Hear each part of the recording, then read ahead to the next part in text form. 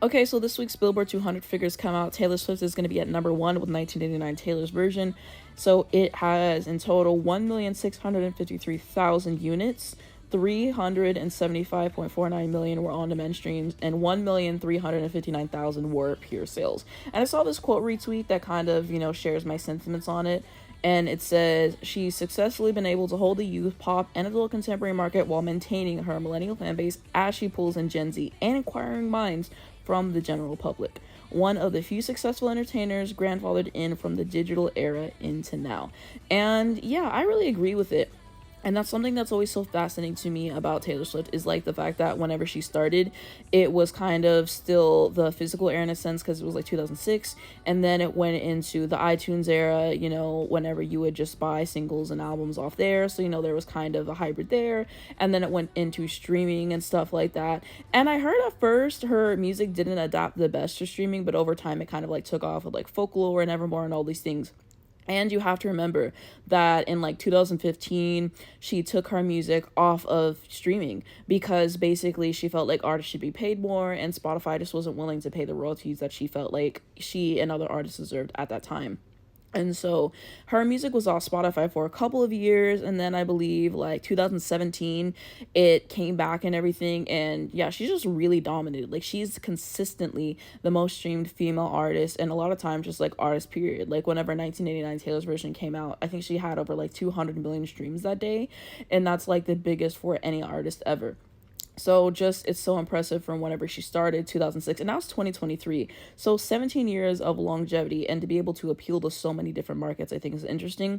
And basically the way that I feel like she has been able to do that is commercial appeal for sure. Like, she started off making country music, and then she kind of had the country pop hybrid, and then she transitioned into pop. She's done folk, so I feel like there's a few different styles that she's done that people really have taken a liking to. Obviously, yes, there's the entire thing of the white privilege, her being a white woman and everything, and that makes her a lot more marketable than, black artists, people of color. Obviously, that is the elephant in the room. I do have to state that and stuff as well. But there's other contributing reasons to her success. I wonder what she's going to do with this era, how many music videos she will drop, and what's going to come of that. Her marketing is always pretty top notch. She's always promoting her projects well.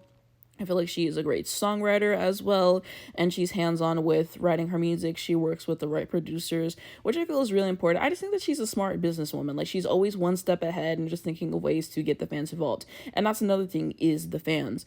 Is she's really smart in engaging and connecting with the fans. She does like her little Easter eggs all around like her albums, on social media, all these things. Like, she makes it a guessing game for what titles are going to be, the way that she connects songs to each other.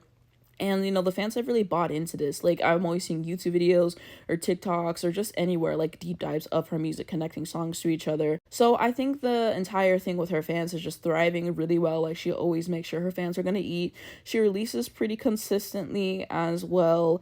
And so I think that that's a big thing to her success and everything. And then she's made buying physical copies of albums something that people really want to do. With Midnights, we saw her do the entire thing with, like, the clocks and everything. So you could buy 4 versions of the album. It would make a clock. A lot of people chose to do that. She also has the Target exclusive CDs that she's been doing for a while now, and she did the thing with Midnights where we had the standard version of it, and then she gave a bunch of bonus tracks. So she's just really smart with that. She has a really good team. She has a really strong fan base.